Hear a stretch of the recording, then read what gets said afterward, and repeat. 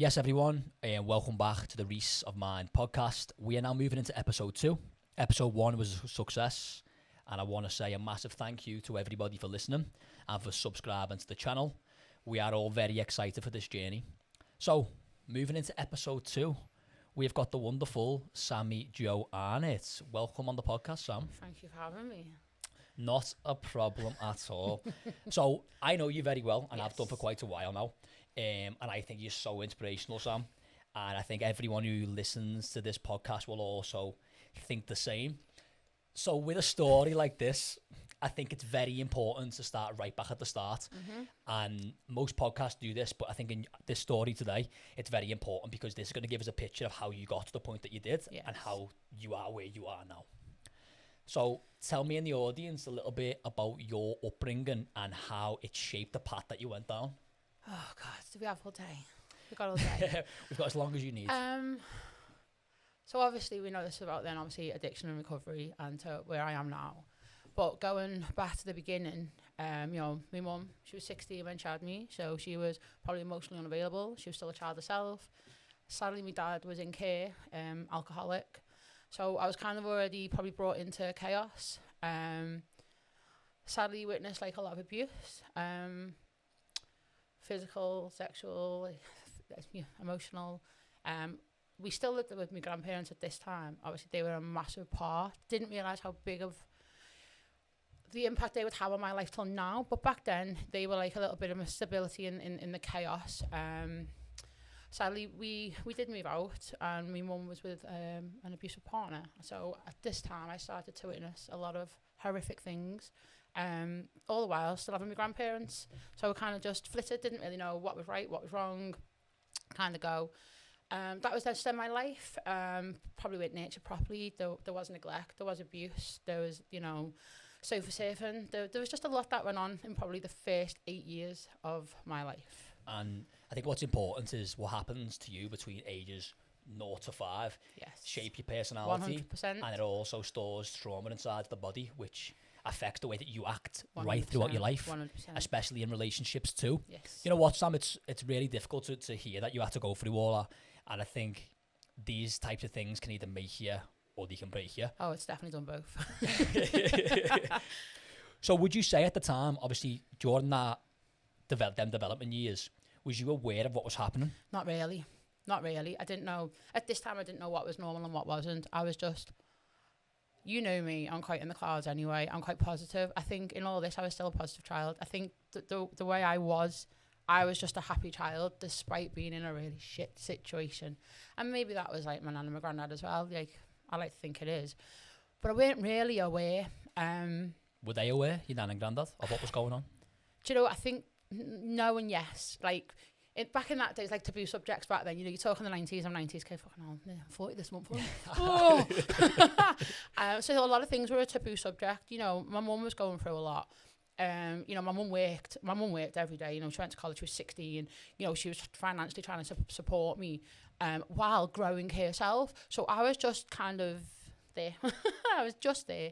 So I don't know, things become pretty normal because I didn't know anything else. I got nothing to compare it to.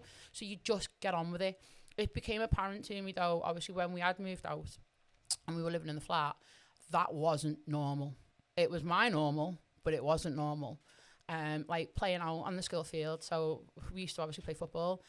And our flat was over the road. And, it's 9 o'clock in the morning, summer's day, you're hearing screaming and shouting, oh, fuck's sake, I know who that is. And then you go into the flat and all the stuff's being, like, thrown out all up the stairs. And I'm there, like, 7-year-old, picking all these clothes up, going back into the house. Bless you.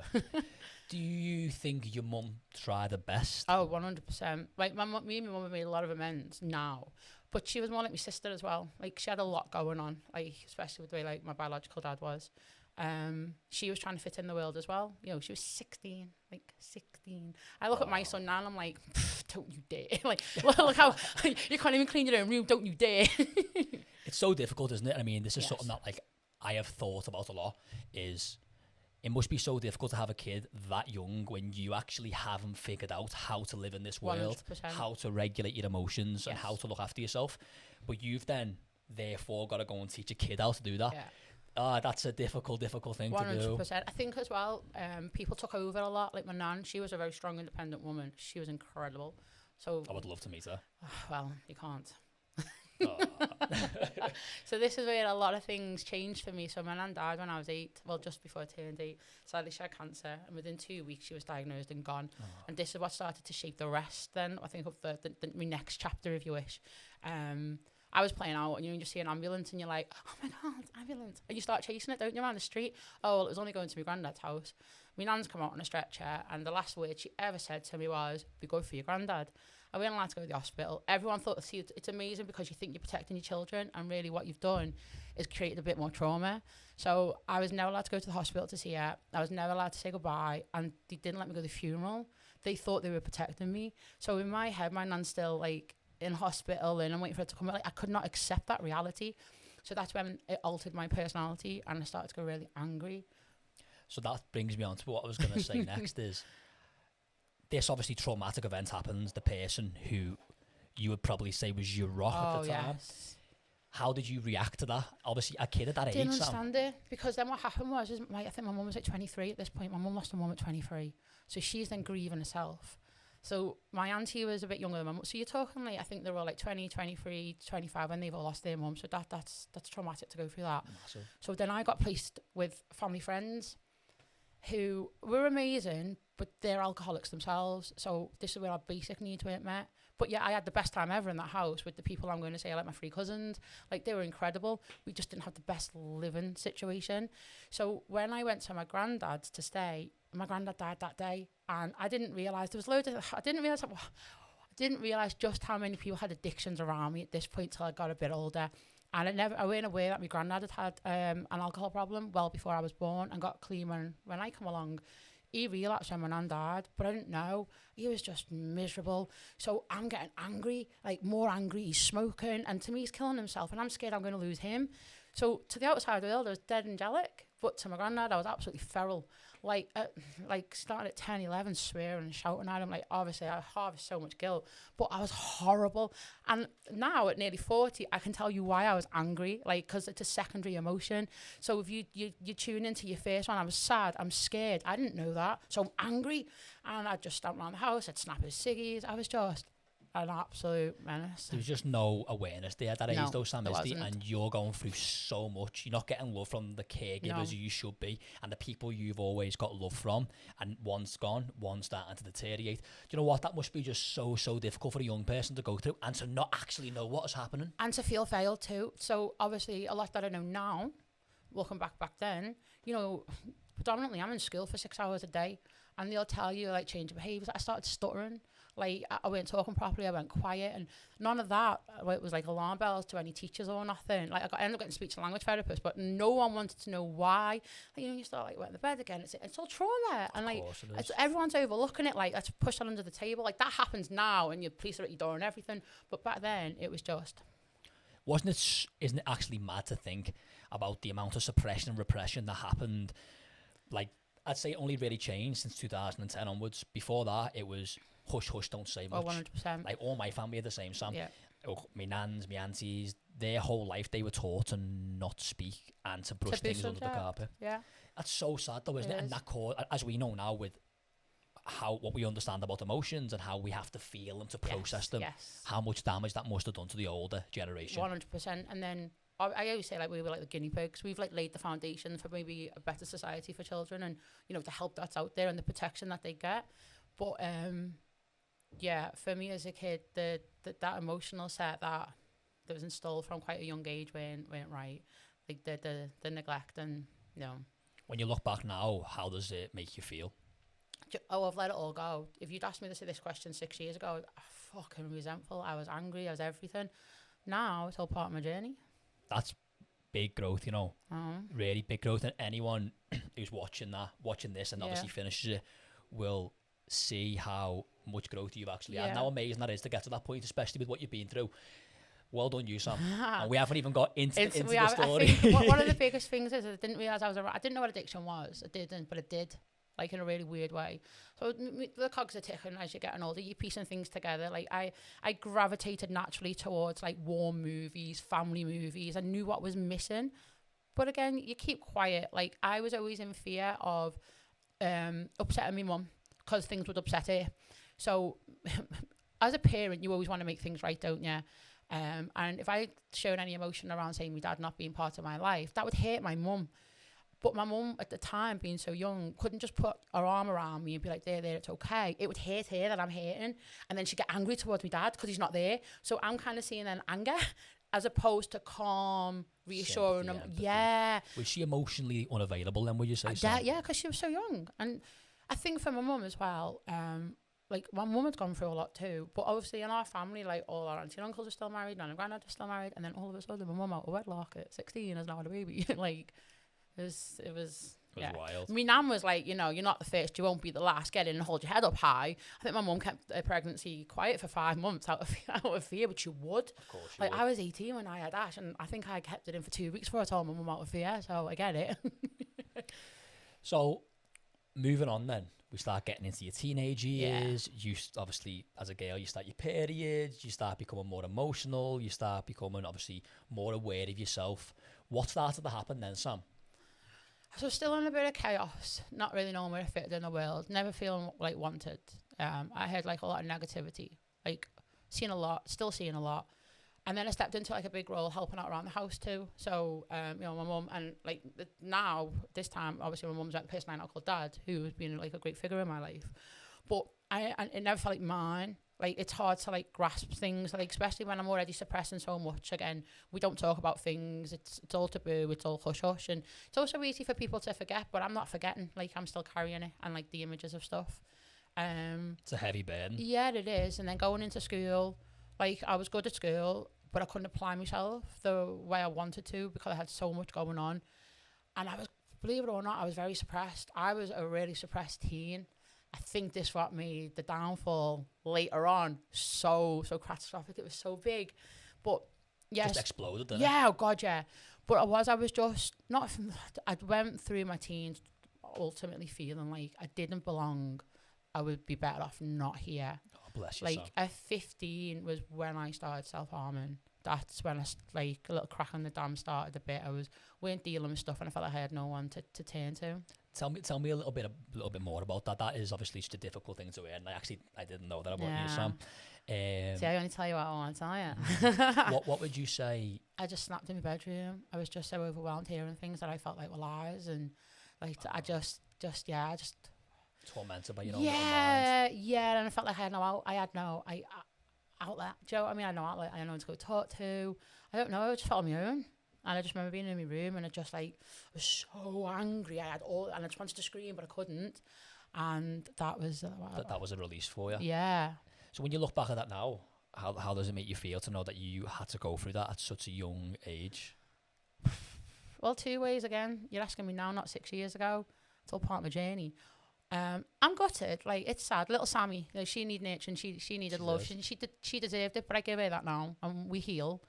But I didn't know any different either. And it's sad to look back to know things could have been different, but this is then where I apply the mum I am to my children. So I'm very different, so I give them better and I give them different. You use your experience 100%. as a way to teach your kids of how not to be. Yes. And how to process. I don't want history to repeat itself. You just mentioned something then, and I was going to speak about it a little bit later on, but I think it's important now. And I'm trying not to jump too far ahead. Don't worry, we can go on tangents. That's the point of these podcasts. Oh, well, got the green light. You said about giving little Sammy love in a child work. It's something that I've done a lot of, and people probably wouldn't expect that from me. But I believe every single one of us needs to go back and look 100%. at our childhood and look at things that happen to us, even if it's not traumatic and massive like yours. Yeah. There's still little traumas and insecurities that we carry from experiences that we've gained as a kid, where we never give ourselves love, where we hated ourselves, where we criticised ourselves. We don't know how to give yourself love. You're not getting love. So how are you going to give yourself love? That's true. You're not nurtured. How are you meant to nurture yourself? That's very true. Speak to me a little bit about your journey within a child stuff then, Sam. Well, do you know what my partner said to me? What are you going to do? We start speaking to you about books. I went, I think Reece does his fucking research on his guest. I'm a book person. However, I am gutted you haven't asked me, because mine's a chimp paradox. Just thanks for asking. I know the chimp paradox. It's the only book you need to read. And I'd say that's like where all my works come from. Like that chimp paradox, that's like my Bible. And my trauma therapist, Dave Keane, right? So he won't know I'm his biggest success story, because the last time he heard me, I was ringing him lost the kids gone to the dad, and I'm head on in addiction. Now, like over 6 years later, I'm his biggest success story, and he doesn't even know. He What's his saved name me, again? David Keane. Massive shout out, David Keane. He worked in Chorley Trauma Centre in Uxton Lane. But what happened was, he was the only one that never gave up on me. So at this point, I'd been completely failed. I was, I broke. So I know we're going off on tangents, but to put into context, yes, I had a really shit start. I was abused. I seen abuse, physical, sexual, seen it all. Went into my teen years carrying a lot. There was a lot of burden. I had a kid at 18. I had a traumatic birth, like I nearly lost my child. 2 years later, I got told my child had stage 4 cancer. So I've gone through this whole cancer journey. I was an all day for 2 years. Sounds awful now. I got to the point I don't even cry when a kid dies because it's become my normal. And that should not be your normal. Then I had my son. I had a really traumatic birth. I was in a car crash, so he nearly died. If it wasn't for the women's, me and Jack wouldn't be here now. I had a rupture placenta, lost like 3 litres of blood, crashed. Literally had to say me goodbyes, me rights read, you name it. And then just kind of had all this to contend with. And then, my granddad started getting ill. And it was when I lost my granddad, that was, crack of the dam started. So at this point, I'm asking for help. I'm not really getting it, or, it's fucking shit. I probably went there, I'm starting to get angry. Everything's just starting to change in my life. And then Dave Keane sat at my house, so I actually had an overdose attempt. Like, I didn't want to be here anymore, and I got to the Southport Hospital. Maybe something else you didn't know about me. Oh, Sam, honestly, even listening to some of the stuff that you've just said there, though, that is just so much for one person to go through, and it makes me a bit upset, to be honest. It makes you a bit emotional, and I think I feel like I have like an imposter talk about this. Like, this is actually my life. I can imagine, but you know what? To be able to open up and to be able to share it with people, it's going to have so much impact on. Oh God, yeah. Because if someone can go through the depths of human suffering, they could come out with so much hope and so much optimism. And this relates back to a book I spoke about in the first podcast, Man's Search for Meaning. Yeah. And that was Viktor Frankl. He was in Auschwitz and he was a survivor, and he speaks about how humans with hope and with optimism can change the world. Yes. And you are one of them examples. I'm a positive person, and you've got to be. And people can take that for a little bit of like naivety. I'm a watcher just because I'm positive. It doesn't, like, I've seen the worst of the world. I've seen them dark places. Just because I choose not to see it, it doesn't mean I don't know it's not there. I'm just choosing to be positive. We've got two decisions, and we see the bad and stuff, or we 100%. See the positive and stuff, and it feels better to see the positive and stuff. 100%. And then most of the time, you're going to attract that positive thing into your life 100%. Anyway. But this is where going back to the work that David Keane was doing with me. He was meant to be with me for 12 weeks, and I think he was probably close to 12 months. At this point, I'm still not healed. I'm still struggling. Obviously, I went back into the big wide world. I've then lost my biological dad to alcohol. I hadn't spoken to him for 2 years. Now, there was a time when he tried to reach out to me. Again, I was angry. You've hurt me. When it comes to addiction, right, this was my opinion on addiction as I started getting to my teenage years. You are fucking selfish. You are fucking horrible. I was so angry with addiction. I remember my ex-husband having a conversation with me, and he tried to say, it's mental illness. Oh, I went at him. We were driving through Aintree. No, it's fucking selfish. Oh, I was fuming. Now I know what it is, and I know why. But he'd relapsed, my dad, after I'd been clean 2 years. And then I just went to see him in the hospital. And then I basically gave him an ultimatum when he came out the hospital. And I just said, you can have your daughter. You can have your daughter if you stop drinking. You stopped for 2 years, and all your bad decisions were made on drink. If you want me in your life, I'll drop the bullshit. I'll drop the anger. Stop drinking. And even at the weekend, you can't be a social drinker. You are an alcoholic. You are dependent. You can't do it. And I left him with that choice. And I left his flat that day and never heard off him. 2 years later, I got a message on Facebook saying my dad had been found dead in his kitchen. Wow. Yeah. So you were just, because you had so many bad experiences with the people close to you with addiction, you were so resentful towards them. Oh, 100%. Would you say that was also a lack of understanding 100%. of what addiction was? Because when it comes to addiction, I weren't educated on it. Why would you be? And my only experience was pain. Like, my dad hate me. He hate me because then he went on to have 4 other kids as well. So in my little child brain, my dad's off in this big house, having a great life while I'm living the shit that I am. Yeah, they have 100%. That weren't the reality, which then brings us back to my sister dying of heroin, 2019. So it was 2018 when everything was starting to hit me. My marriage was starting to fail. I weren't me anymore. You know me now, the person I am. Well, in 2017, 2018, I weren't that person. I had become angry. I was aggressive, my OCD. I was diagnosed with like personality disorders. My brain was failing me, but no one could recognise it. You know, I was the person that everyone come to for help. You know, I was minding me friends' children. I was helping in gyms. I was doing this. I was doing that. I just didn't stop. I was going 1,000 miles an hour, and I just burnt out, and I just completely Would you say broke. you were running away, Sam? 100%. So you're just using 100%. the external to distract yourself. So let's look at that then, because this is one of the biggest parts of your story. As you're looking back at 2018, you got to that point where everything started to fall. Mm-hmm. What was happening to you, Sam, at this time? I went Sam. I was dead behind the eyes. My brain was absolutely malfunctioning on me. This is where you go back to like the chimp paradox. You got your human brain, your chimp brain, and your computer.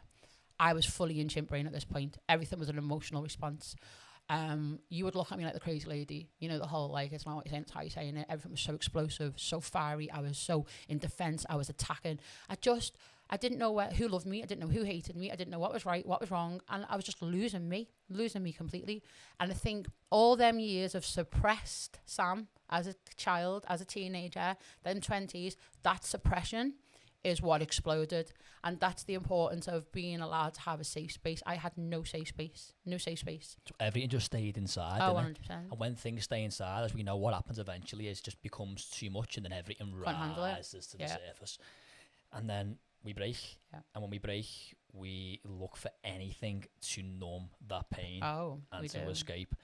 So I want to look now, Sam, because obviously this leads on to addiction. Yeah. So at what age did you start partying and start taking drugs? So this is where it's all really mad. So I didn't really like drinking. I didn't really like anything. I played football, and I played at a very good level, and that was my weekends. I weren't that kid at a park bench getting pissed on a weekend. You know, when you see all these memes, and it's like, oh, you know, when your mum thinks you're at your mates. I actually was at my mates. Like, I was like, do you know, I was that kid, right? If you were ever going to think anyone was going to be gay, it was going to be me. Like, my mum was like completely shocked. Like, the life I lived, like, I'd have hundreds of lads knocking at my door to go and play football and play kick the can in El Holio. Absolutely nothing else. I was just such a tomboy. I didn't party. Like, I remember going to babysit at one of my mates, and everyone turned up with ale in there, so I fucked off home. And I walked in, and my dad was just like this. So when I say my dad now, I refer to the person my mum is married to. Like, he is my dad. And he was watching, like, Galaxy Quest, you know, like a proper, like, nerd. We're all nerds in our family. He was watching, like, a nerdy film, and he's just like, what are you doing in? I was like, well, they're all getting drunk, so I've come here just like... Would you say you hated it because of your experience with it, though? I don't know. Obviously, you had your granddad. Yeah, it just didn't appeal to me, and maybe subconsciously that was a factor. Also, the fact that, you know, my dad might have had that response, but if I'd gone in pissed, I was more scared of him than the police. He probably would have fucking killed me. So maybe that was a factor. most definitely. But then, like, I was so sporty as well, and I didn't want anything to wreck that, and maybe I was scared of where it could take me to. Maybe there was all that going on. But so we're in a party head.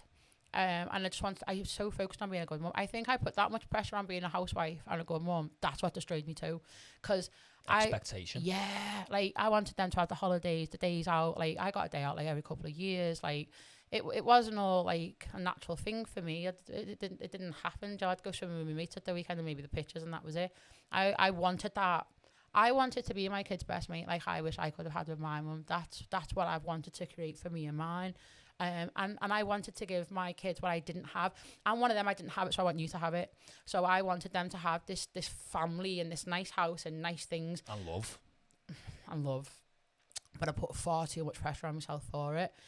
And then a bit further down the line, you know, you do maybe have the odd night out, which I'm not saying I didn't. I did go into Wigan, have a little bounce, go to Liverpool. But I never got drunk either. It's wise. It's why you're going out. And I was going out to dance. I was going out to dance because some shit I didn't like it. There you go. It's good to let loose though, isn't it? It really is. But then somewhere along the way, when towards the end of my marriage, when I was really bad, I was starting to binge over a weekend. And I felt like the reason why, it's the only time I was happy. It was the only time the voices in my head shut up. It's the only time I felt like I was the old Sam. And do you know what? Sometimes I felt like it was the only time I put the spark back in my marriage. So my ex-husband became the enabler more for me. Do you know, like it's like the addict and the enabler. They go hand in hand, sadly, until it doesn't work. And that's what was happening, you know, like come a weekend and I'd be like, oh, come on, should we have a little drink? We do anything, especially when you're carrying so much of a burden like that, Yeah. Sam. We do anything to find space between our thoughts. Yes. And drugs and drink can do that. So what was your drug of choice? What did you like to do? So I know a lot of people in addiction, you know, you're talking like 10 years, 15 years. Mine went, what happened in a 6-month period? Fucking hell, people probably doing 10 years, but it happened in such a short space of time. I noticed pretty quick, it was the only time I was being me. So I was starting to live for Friday, but I weren't a party head. I wasn't going out. I wasn't sitting in other people's kitchens, sitting my fucking own. And I couldn't think of anything worse at this point to be around anyone. So I noticed that when I started taking cocaine, I got like locked in syndrome, but like any maybe addict with an addictive personality, I'm all or nothing. So I'm an all person. The quantity that I could take would be absolutely fucking disgusting, and I wouldn't want to stop because it shut my fucking head off. And it felt so nice just to have nothing. But I shut myself off that much, I wouldn't even talk. I was just locked in completely. I was locked in. And then you start noticing your little hangovers, or like come a Sunday and you oh fucking I've got all the ironing to do. So you keep a little bit for the Sunday, just, you know, while you do your little bits, and then all of a sudden Monday you're like, oh fucking I've got the kids all day. And all of a sudden you're becoming a bit more dependent on it and more dependent on it. And at this point it's like, oh, I feel a bit happy today, the footy's on, let's get on it. Or like someone could, at this point I was emotionally charged, the chimp brain. And the littlest thing could set me off. And I'd be like, oh, let's get on it. And then it's to the point where I just found it easier to just always be on it. That become your crutch, Sam, Oh, didn't 100%. it? It became your way of escaping 100%. anything that you were feeling. Yes. Like I just didn't want to feel. I did not want to feel because I could not regulate my pain. I could not regulate my emotion. I didn't know how to. If I weren't on it, right, I was so suicidal. I would sit there so disorientated, almost like I wouldn't know if you were real. I'd feel like short of breath. Not like, oh, because I'm craving it, because I've got all this emotion and I don't know what to do with it. I was just feeling sad, abandoned, neglected. I think everything that 8-year-old Sammy should have felt, 33-year-old Sammy was starting to feel. Would you say, so obviously when you're on a come down, you're depleted of your happy hormones. Yeah. So then you're in a lower frequency, 100%. which means you then your emotions that have been buried are now at the very, very top of your conscious mind because your vibration's so low. 100%. So you then had all this happening, but then you were trying to avoid it even more and more, which means you start to take more and more. Yeah. And addiction grows bigger and bigger and bigger. And then the worst thing is, it's like, you know, if your dealer wants to go to fucking sleep, like, how fucking rude, you know what I mean? And it's like 4 o'clock in the fucking morning, and it's like, what am I doing? And you're waking up, I've got 5 lines left, and it's like, oh, go on, I'll pop an antipsychotic. And I don't know I'm alive. I like, you have an antipsychotic just to sleep while you're still fucking taking what's left. What's that about? But that's like, if I was going to not have it, I'd rather be asleep. This is how bad it was starting to get for me. I was just in so much pain, and this is the thing. I had so many people around me, and this is another beautiful thing with when you make amends and you do your 12 steps.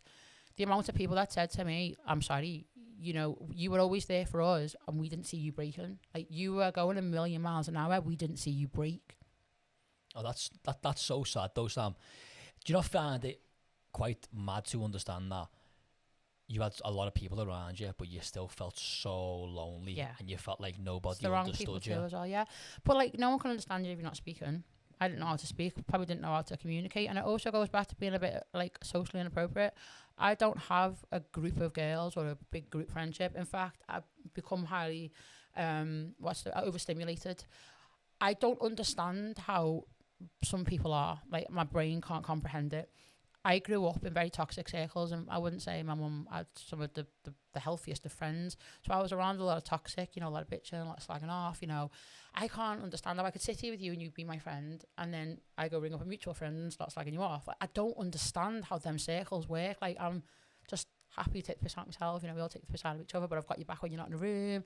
I don't get it, and it gets a bit too much for me. So I just have my nice friends in a little corner. And I think for me, because I didn't know, and it all goes back to my childhood, I did not know what it took to be a child, to be an adult, to be a friend, to be anything, that I went with the norm. And then I was behaving in a way that I thought was acceptable, because that's how I would. It's like I take on your personality, so I've got to be careful who I'm around. I'm aware of it all now, but I would if you're negative, I'll be negative. If you're something, I'll be something else. That's the scary thing. And then I'm starting to wear clothes that you're wearing because I think that's what's right. I remember going on a night out once, and I was born in the wrong generation. Me, I tell you that right now. You'll have to go in clubs and trainers. What's that about? But I remember going on a night out, and I was going to wear flats. I mean, it was like, I don't know what you're wearing, and I'm like. And then I ended up wearing heels just to suit her.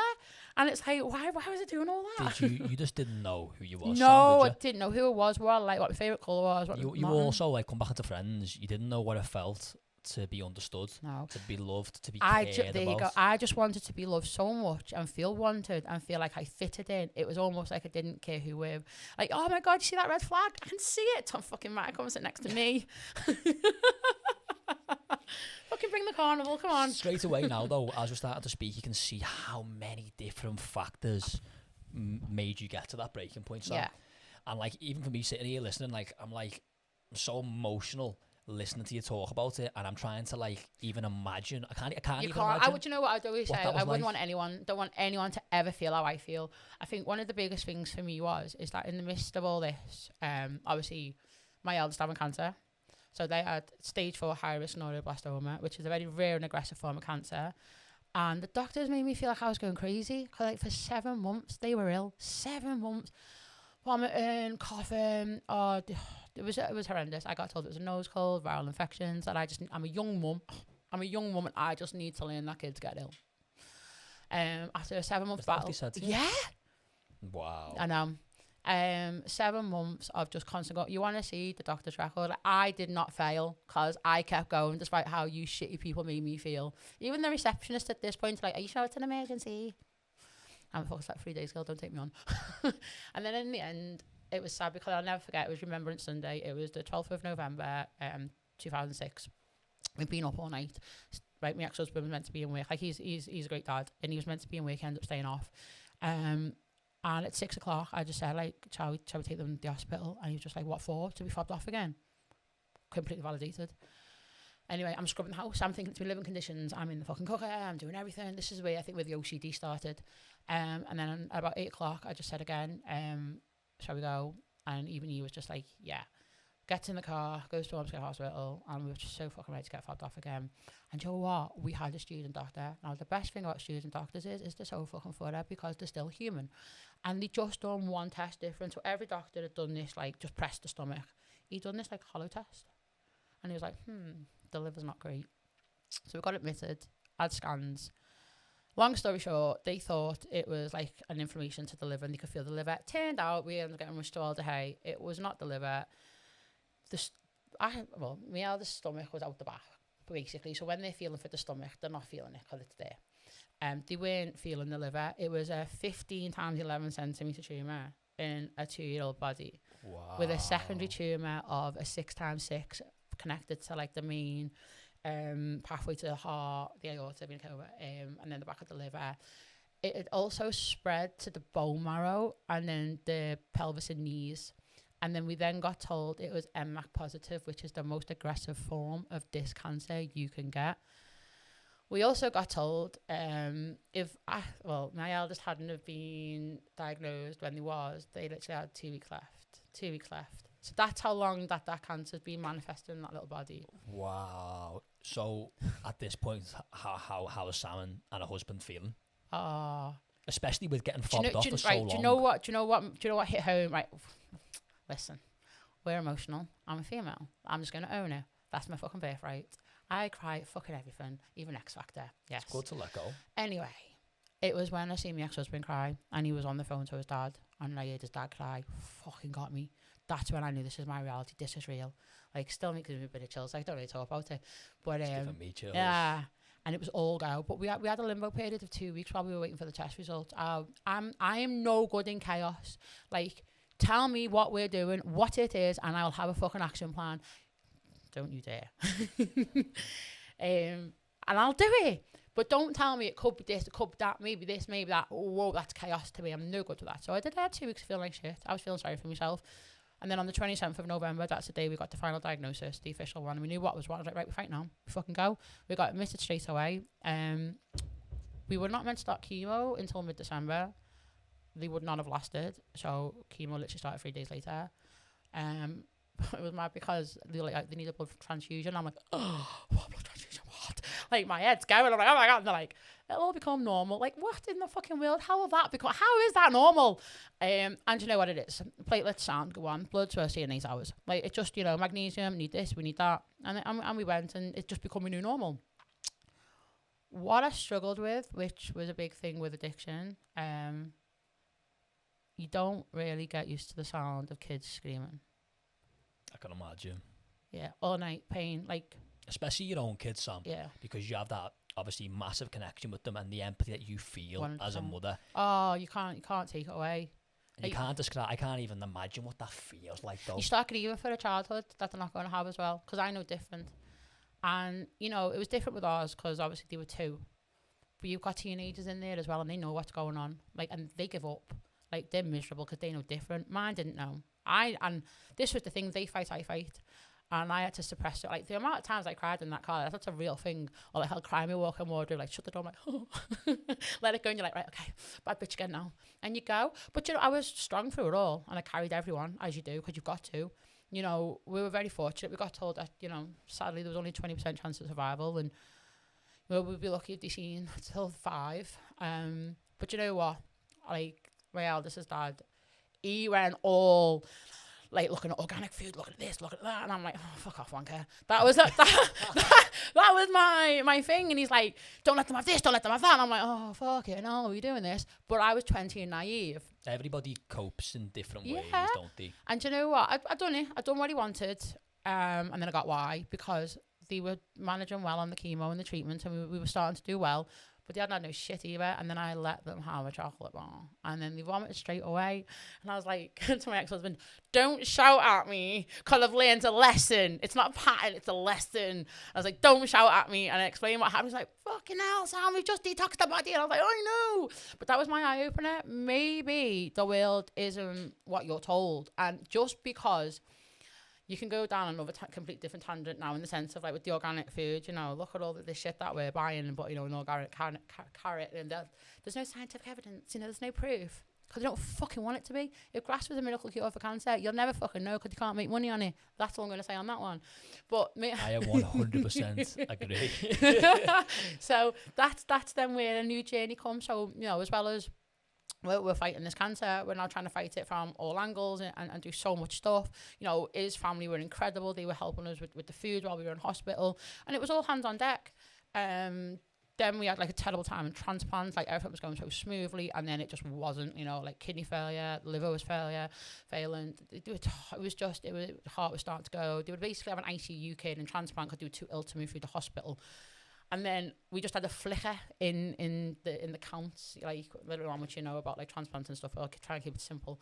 But when everything kind of went back in, we had the flicker after so many days. And I'll never forget when the oncologist come in and just sat there, and Dr. Baz, he scared the shit out of me. He called him the doctor of death, honest to God. He just sat in there and went, well, she survived it. I was like, well, that she did. It was mad. It's mad how they become so numb. Yeah. To dehumanized this extreme situation. Are they understanding to the parents, or are they cold? Do you know what? No, they're not. They're very understanding. The problem with us is the cancer that we had. No, there's no hope for it. There's no hope. We just had a shit cancer. So it's almost like that kid's going to die in a couple of weeks anyway, so we're not getting close. That's the impression I got. Because you see doctors coming into other patients like, morning! And then they come to our bed and they're like, so. And you're like, okay. There just never seems to be any fucking good news. But... like my eldest became a bit of a miracle child because we were hitting milestones and more milestones and more, and then all of a sudden it's like, there's the door, fuck off, you're done. And it's just like, this is where the real journey began. I'm going to tell you now, and not a lot of people can understand this unless you've gone through it. Cancer's the easy bit, it's the aftermath, and then you get survivor's guilt, and then you start getting so many disabilities like death, problems with the eyesight after I had PET treatment, I had growth on the head. Is that because of the chemo? Yeah, the chemo done this. Chemo done so much. So I had to do a lot of fighting then in schools. A whole new fight began. And I was getting fobbed off again. I got told they weren't deaf. They just, just need to catch up, need to get in school. Profound deafness in both ears. So it was a whole different way of then trying to teach You're them. already showing signs of like a very strong intuition, though, Sam. You know these things, and Yeah. it's a gaslight in a way, isn't it? Like Yes. people like are telling you that you were wrong. Oh, but yeah. you know 'cause that you feel were right. like you're going crazy. Of course. So this was my biggest lesson. I will never, like, if I've got a strong gut feeling, you're either going to be my friend or my enemy, because I'm going to take you on. Because I live and regret that for 7 months. I didn't take any doctors on, and I felt like I failed as a parent. Oh, and failure and regret is a hard feeling to process. Sam. Oh, 100%, 100%. Especially when it comes to your kids. Yeah. And a situation as extreme as this was. So speak to me about the feeling of walking out that hospital though, and knowing that. Oh, it was horrible. Okay. And you don't expect that. No, I don't. It's horrible because you're leaving all them kids behind. Wow. And that again. So how do you walk through that door? How do you run through that door? Like, yes! When there's 7 other kids on that ward, and that's just the ward we were on. That's not taking into account the 4 other rooms, the 2 transplant rooms, then all teenagers. Would you say that was probably the most difficult thing about it all? It was scary. It wasn't just that it was your child, but there was also hundreds of other kids going through the same thing. Yeah. It was horrible. Even like survivor's guilt's a thing, you know. Survivor's guilt is an actual thing. Okay, so speak to me a little bit more about that. Kind of like imposter syndrome, that you kind of think you shouldn't be here. Do you know when I sit here and tell you, yeah, my kid had cancer, I feel like I'm lying. I feel like a sick cow. I feel like I'm lying. Like that, like it's not a reality to me. Like, how do you process that? That was all the stuff that I was struggling with. And I think as well, I didn't have time to process it because there was so much stuff going on. And there's a lot of things that I learned. One is that we couldn't find any survivors to this cancer at all. So we always said we want people to be able to contact us to give them hope if our child survives.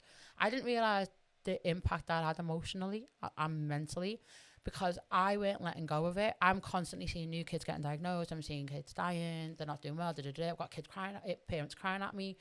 So then it constantly kept me locked in that state. I couldn't enjoy our newfound freedom now and focus on other things because I'm still emotionally attached to like the worst part of my life. I had to cut it all off. I removed myself away from all cancer families, all cancer pages, groups, you name it. I had to take myself away because I get now why, if you are a survivor, why you need to remove yourself. Like, I used to think people were selfish for not sharing the joke. Like, give me hope. I want hope. It was all about what I wanted.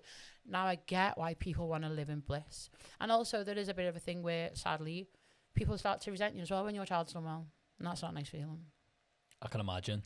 Human emotion's so complex, isn't it? And people, like, especially in suffering and pain, act in so many, in twisted ways, really.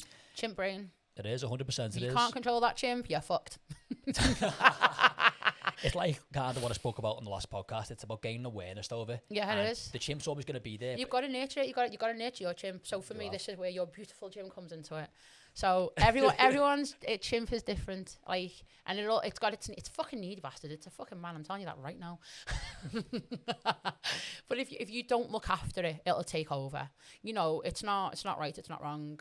You know, it'll often heighten your little spidey senses as well. So it can like alert you, but it's an emotional response. And if you let that take over, you'll always act inappropriately. And you kind of become a slave to it. You do.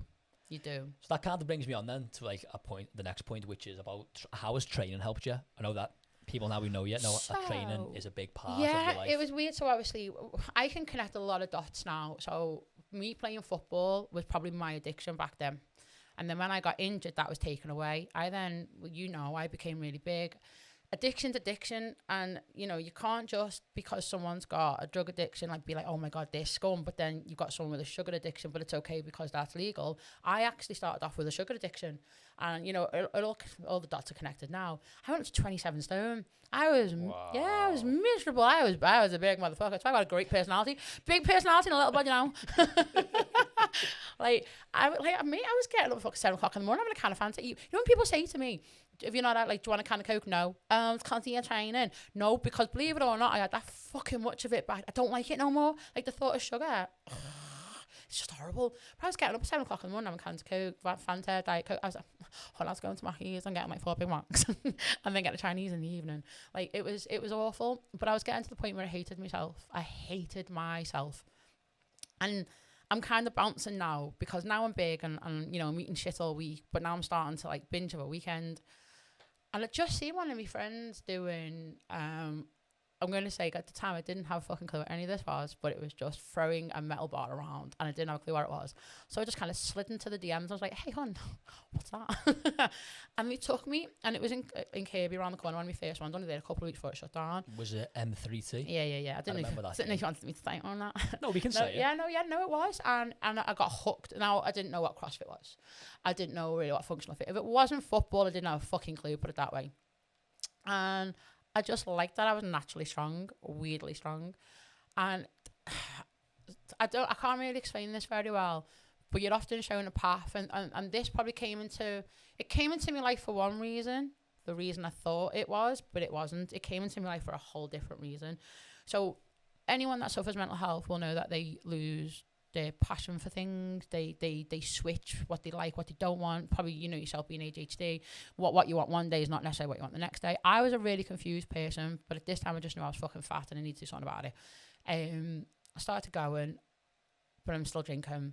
And then I'm fine with myself on a Monday, so then I'd probably kind of take myself in on a Tuesday. And I'm getting further down the line and I'm just battling with myself, but I knew I liked this sport. And what the mad thing was is, in the midst of all my dark days, I was still going to do this sport where I wasn't committed to anything. Nothing else gripped me. You know, I'd lose in, you know, like everyone's got like the Monday, I'm going to start on Monday, or I'm going to start climbing mountains. And you do it once, you go, oh, fuck this. Matcha walks with the girls. Never had one in my life, but yeah. Me neither. That's Starbucks, hun. So it was weird. So I just wanted to kind of change how I look, and actually, I think CrossFit came into my life because it knew the journey I was about to go on. Like, would you say it was an anchor for you?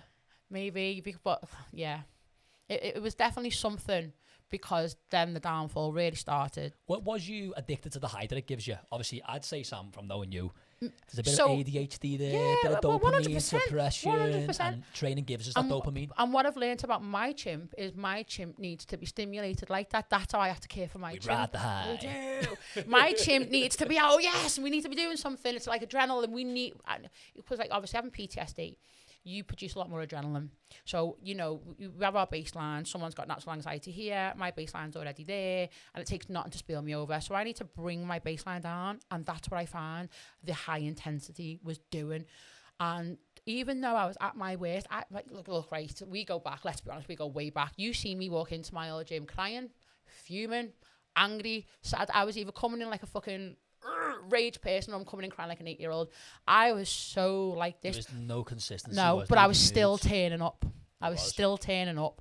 And then this is then with everything that David Keane had said to me in therapy. It was mad because all these stages of my life started like coming together. Like, intertwining. Oh God, yeah.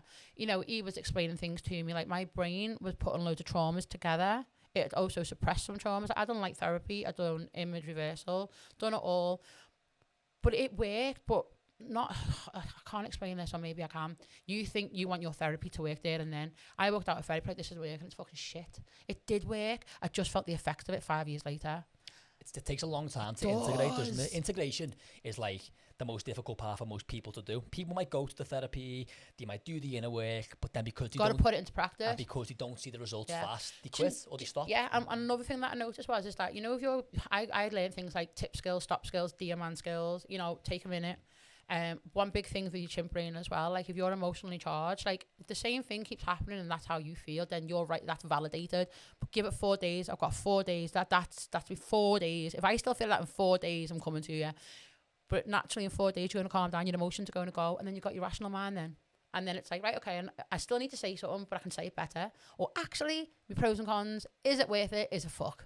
So your 4-day rule. It comes back again to don't base your actions on temporary emotions. No. And I think that's a lot of what most people do in normal day-to-day life. 100%. And then they regret the decision that they've made.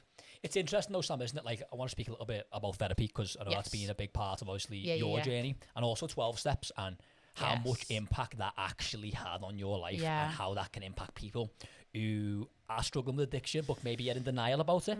So do you know what people often say about this denial? We're embarrassed.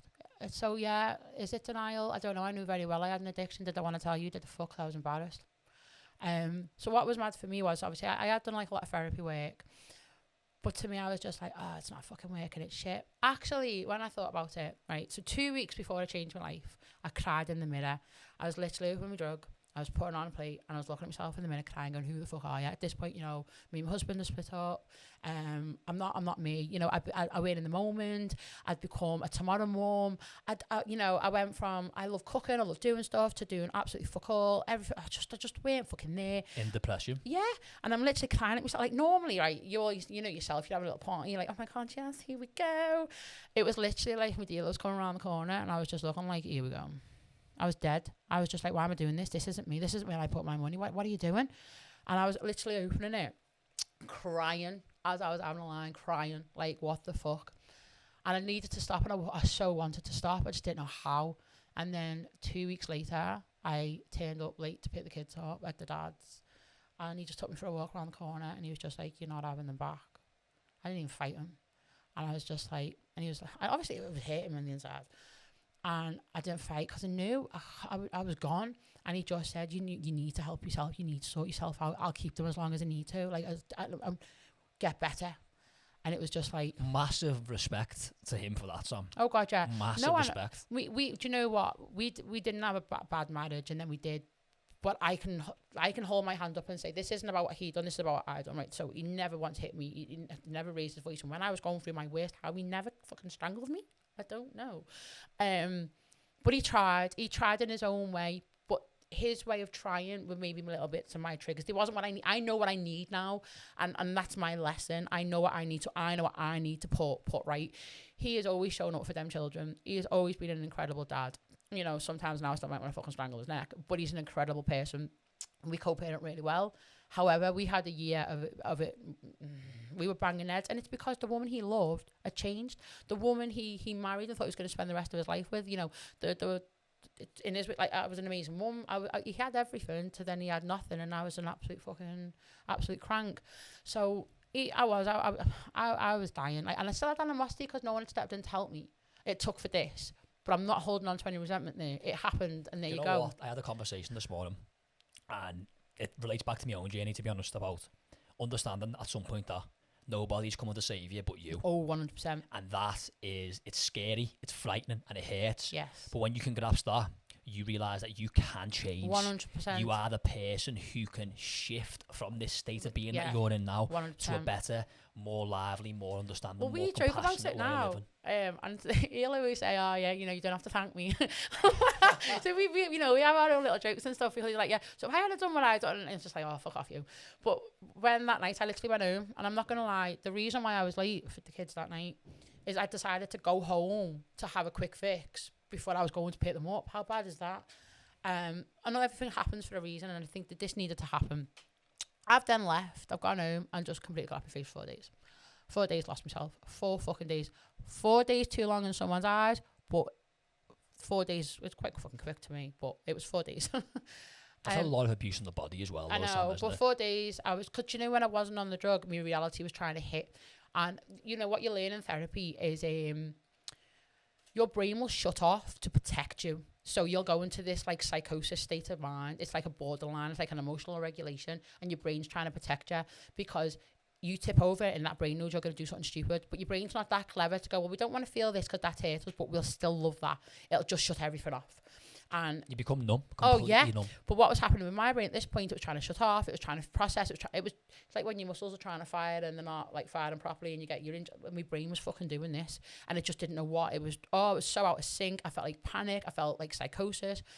Oh, it was horrible. And then I was like out on the Wednesday, and I was kind of back and forth. I was agitated. I was like, didn't want to miss out. I was just all over the place. And I think I went to bed at about 5 o'clock in the morning, and then I woke up and it was Friday the 5th. No, sorry, it wasn't. It was Thursday the 5th, 2019. And I just woke up. How many days later was that? This was 4 days later. So my ex-husband told me I couldn't have the kids back on the Sunday, and this is the Thursday. And I woke up and it was about 8 o'clock in the morning, and I just poured everything else that I had down the toilet. And I rang my mum, and I broke to my mum and told her. My mum made an appointment for me at the doctor's on the Friday. And then there was another local girl who's documented her addiction, and I contacted her. And then on the Monday, she come pick me up and took me to Manchester. I went to my first meeting. Well done, you, Sam. So from that first meeting, how did things start to materialise? How long did it take before you felt Firstly, better in yourself? You're sat at that table, right? You're sat at that table. Now, bear in mind, it's only been a couple of months. This ain't years. This is like I was deteriorating over like maybe like a 9-month period. My sister died in the August. There was a lot of guilt there because she'd been dead for 2 weeks before we knew, and that's like her worst fear. She was a Jane Doe in Blackpool, and that's when the fucking brakes came off for me. My trauma was just unleashed. So when I went in the December, I remember sitting there and people are getting like the 30-day chips and the 6-month chips, and you know, people, and you sitting there going, I've got to go fucking 30 days. I've got to fucking go 30 days. And that's why I've got to go fucking 30 days. I was like, I can't do this. But I sat there and it was like listening to everyone's stories, and I was having like mixed bag of emotions, of like guilt, shame, but proud was there, but I wasn't allowing myself to like feel it. But it was my reality was hitting, and then I was kind of cold turkey a bit then as well, like, because I was going through the worst time of my life with no one wanted to know me.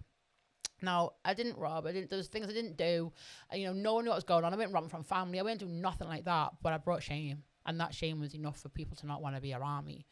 So I didn't have anyone there to help me. So you just felt so lonely. So can you imagine that I felt so lonely, and with all this emotion, I felt abandoned and neglected and rejected. So that took me to the drug. But now you want me to get clean with all them emotions on my own. So you now, to fix taking this drug, you have to look at these, heal them and integrate them to be able to then get off this. Yes. So this is where I started to do work on myself, and this is where the chimp paradox come in. This is where all the therapies with Dave Keegan come in, all the CBT therapies and DBT therapies are done. This is where it all started to hit. So it was almost like they were there in the locker, and my brain knew I was going to need them. So obviously I'd done the therapy for a reason, and I took it all in. I just didn't use it then. But I remember like being sat in the living room. I had nothing. I am like got no money. Like I'm trying to sort my debts out. I'm trying to like put my life back together. And in that moment, it's like it'd be so much easier just to go back to it. But would it be? Because look at the shit state that I'm in. So yeah, it was hard. I was just doing anything I could to stay focused. Started like decorate my living room, and I remember like sitting there and I was talking to myself out loud. I became my cheerleader. And I would talk to myself, like, if you asked me a question because you were unsure on something, it's normal for you to ask me that and me to answer. Normalise me asking myself out loud. Let's just normalise that. If I want to ask me something because my chimp can be a bit of a twat and the gremlin likes to pop up, and don't even get me started on the fucking goblins, like, I need to communicate. We need to like put them all back in the box. I started doing that.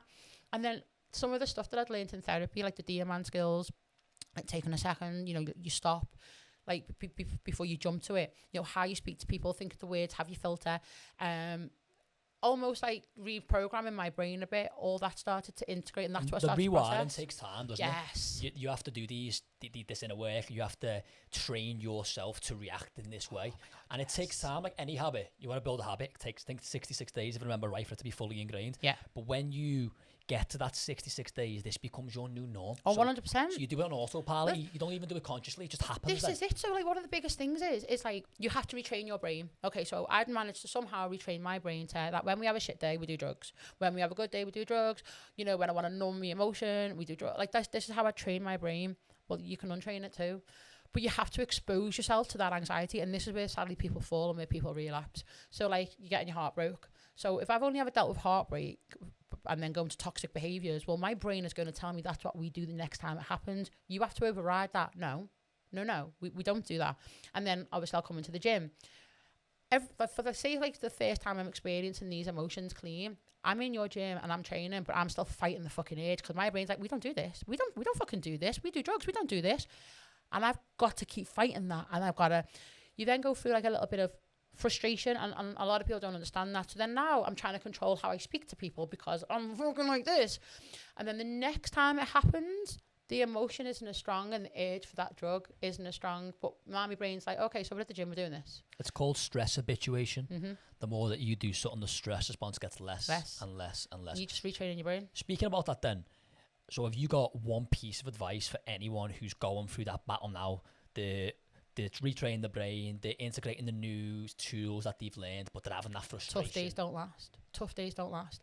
persevere because your life is bliss. I always say, do you know what? I wish I could give my eyes to any addict so they can see what it's like 6 years down the line. Get through that first year. It's worth it. I think It's the your hardest energy year of your speaks life. for itself, though, Sam. It does. It's so vibrant and it's so attractive because when someone's worked on themselves, you feel it. And like I've noticed it in myself, and since I've started doing a lot of work on myself the past 2 years, how much more vibrant you become. Yes. And that is powerful, and it feels amazing. Yeah. It really does. Okay, so coming towards then the end of, obviously, you've integrated all your skills. You're now obviously starting to live your new life.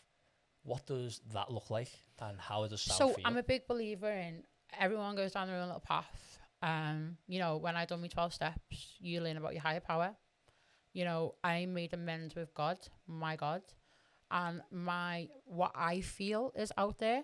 So I started to kind of change behavior. And good karma is a thing, you know. It's not just bad karma. Oh, it really like, is. You want to throw something on the floor, fucking get that up now, because that'll come back to haunt you. You know, you put the finger up to someone in the car, that'll come back to haunt you. So what you put out always comes back 100%.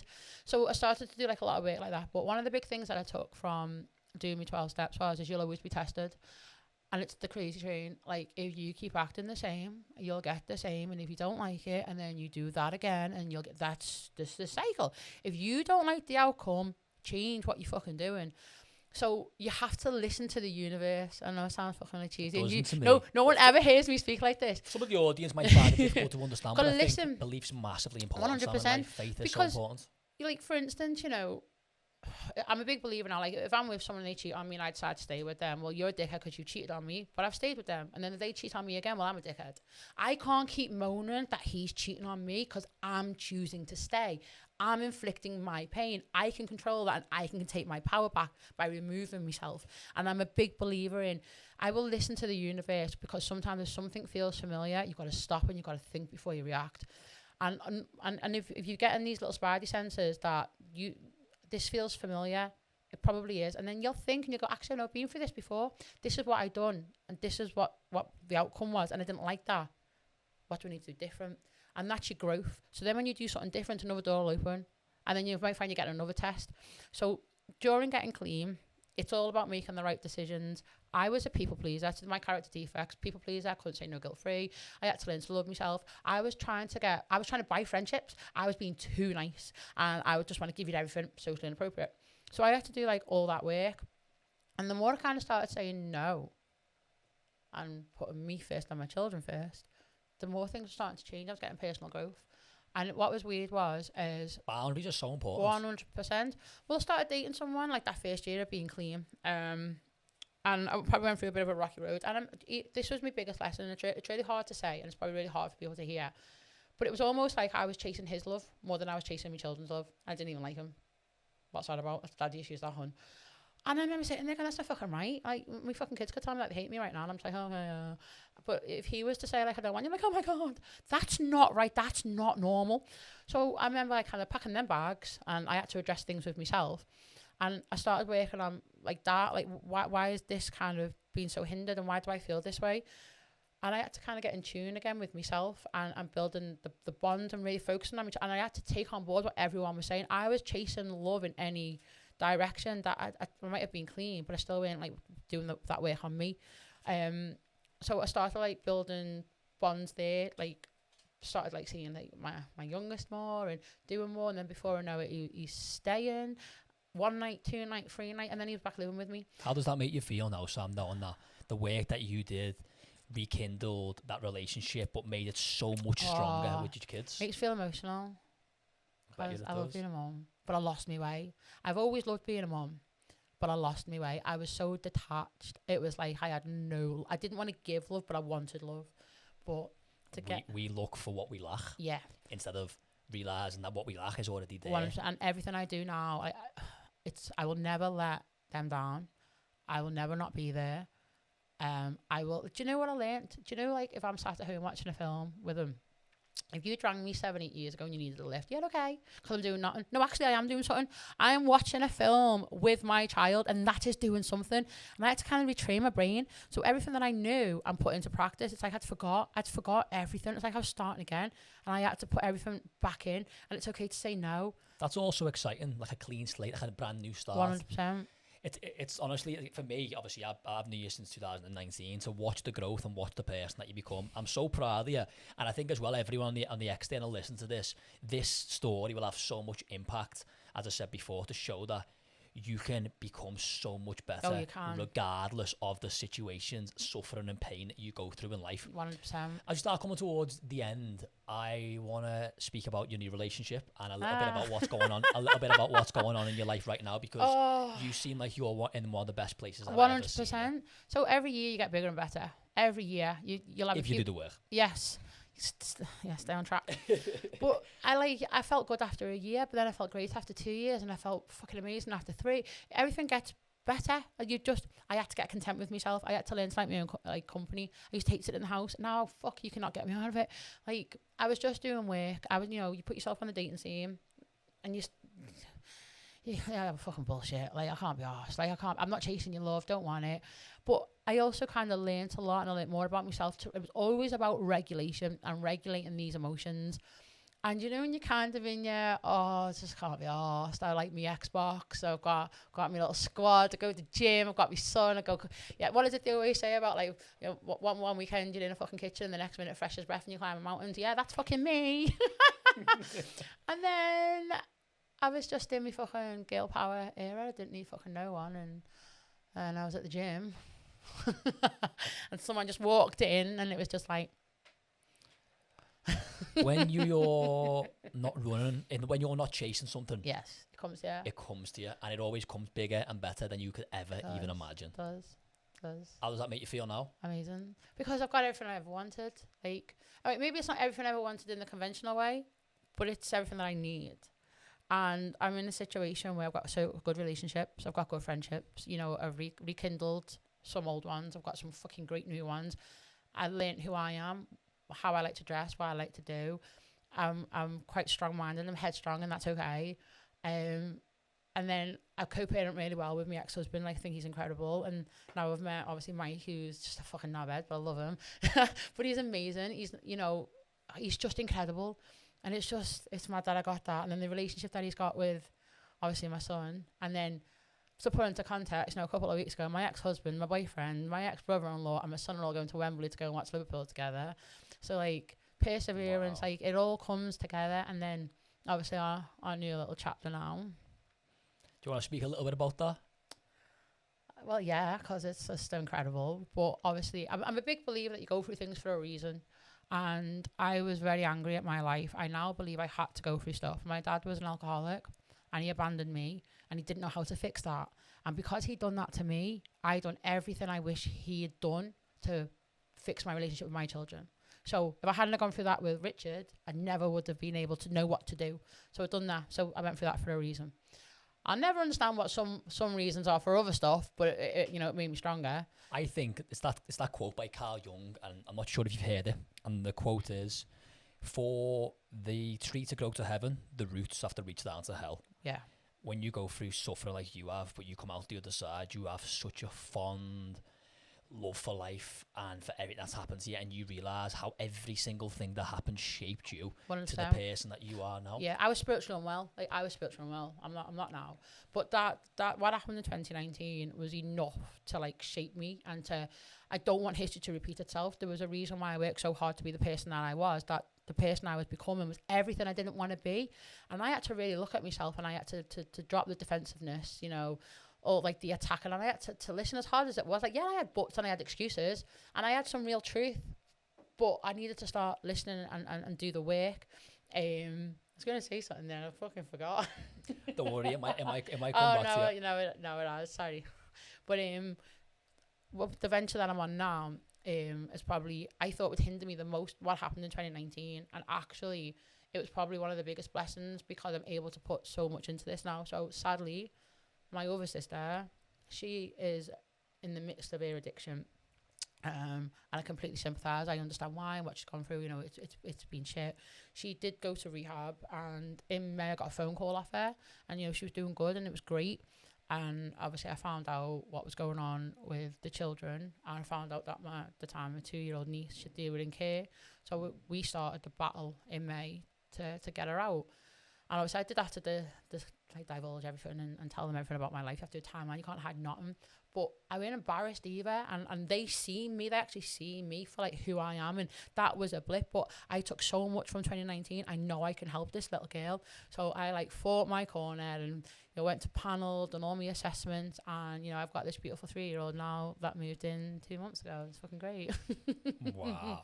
So that's my little venture. It just shows, doesn't it, how when you do that work, when you learn all your lessons, everything comes to you. Yeah. And it gives you the strength as well, because even to go through that fight to obviously get the child, that in itself is so intense. That could have been my biggest downfall. Definitely. I had to like divulge all my trauma, and I had to sit there and tell a social worker about like kind of stuff. Like, and you also you'd also sympathise and feel what your sister's going through. 100%. And that affects you too. But my biggest thing is like, this little girl will have the best life, and she will. And everything that I went through, this is how I worded it now. Everything that I should have had when I was a child, I'm going to make sure she's got. And that's not materialistic stuff. That is the emotional support. That is to validate her, to give her a safe space. You know, that it's okay and it is shit, but we're in this together. You know, I'm going to make sure that, like I have with my child, like this I'm just going to be there. And everything that like I wish had happened to me, I'm going to make sure that's what I do for her. I'm going to say it again. Love is the answer. I think as well, Sam, I think your sister will benefit from watching this podcast. Yeah. Most definitely. And all we can do is just pray and hope that she will find the inner strength that you also had. Hopefully. But it's just a godsend that you're the person who's going to be able to bring this kid up and take her forward, especially with a person like Mike. You two together are amazing, and I'm so glad that I've been able to get to know you. And obviously you come to our gym and you get to be around us and you get to bring that amazing energy. We are a pair of dickheads together, to be fair, aren't we? I love it. Love it. So coming towards the end and wrapping up what's been honestly an emotional but amazing conversation, I am going to ask you to describe yourself now in 3 words. Strong, independent. I'm a fucking dickhead. Sam, thank you for an amazing conversation. Thanks for coming to share your story, and I love you. Thank you very much. Thanks for having me. Thank you much, everyone. Please tune in and please make sure you subscribe to our channel to keep this going, and have an amazing rest of your day. Do you feel like you can say like loads and then you get a bit Oh, I don't want to cry. Sam, honestly, come here, look.